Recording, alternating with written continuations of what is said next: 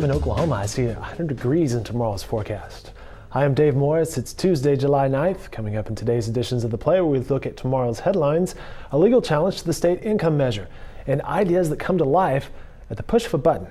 But first, Rebecca Bryan was sentenced on Tuesday to life in prison without the possibility of parole. Bryan was found guilty in May of killing her husband, Keith Bryan. The Nichols Hills fire chief was shot to death in the couple's Mustang home back in 2011. Rebecca Bryan originally told investigators an intruder shot her husband, but detectives later found the gun and bullet casings in the couple's dryer. And the items found in the home were key evidence in the case. The jury recommended a life sentence, which was upheld by Canadian County District Judge Gary Miller. Judge Miller refused to suspend any of the sentence, and you can read more about the judge's decision and the court case by reading Nolan Clay's article in Wednesday's Oklahoman. A referee at the state Supreme Court heard oral arguments on the state's recently approved income tax measure. The bill calls for the state's top income tax rate to be reduced in the 2015 calendar year. And in addition, the legislation sets aside $120 million for capital repairs. But the attorney challenging the measure says the legislation violates the state's constitution.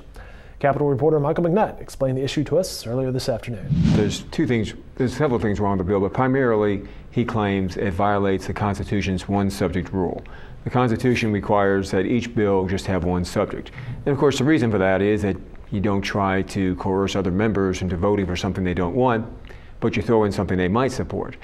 And he claims that there's two issues in this bill, two different subjects. One is the income tax reduction that will reduce the top personal income tax from 5.25% to 5%, as you mentioned, in 2015 tax year. And then the other provision provides $60 million a year for the next 2 fiscal years to repair and restore the state capitol. And he says that's basically slam dunk. That's two separate subjects.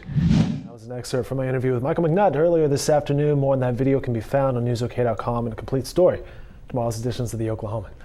A local company is bringing state-of-the-art technology to consumers. A 3D printer has arrived, and it's allowing innovative Oklahomans to see their ideas come to life. Just allows me to try a whole bunch of different things. Relatively inexpensive. It just doesn't cost a whole lot. You don't mind spending the cents per cubic inch of material to find out if an idea will work or not. It's a cool story, and you can find out more about the 3D printer and Maker's Toolworks. Check out Lily Beth Brinkman's story in the Oklahoman and a very cool video produced by our Kyle Roberts. Speaking of technology, one of the most popular apps on iTunes was created right here in Oklahoma. Life Church's YouVersion Bible app hit the 100 million downloads marker earlier this summer. Religion editor Carla Hinton spoke to church leaders about the overwhelming response to the app. The story of the Bible app is less a story about an app and more a story about a movement. It's people from all over the world, both partners that we've partnered with to our community and volunteers that have really brought this whole entire thing about. The fact that there's 100 million devices today that have installed, and we believe that that really is just the beginning, is really because so many people have wanted to share the Bible with their friends. That'll do it for this edition of The Play. Again, all these stories and more can be found in tomorrow's editions of the Oklahoman and related videos online at newsok.com. Have a great evening, everybody, and thanks for watching.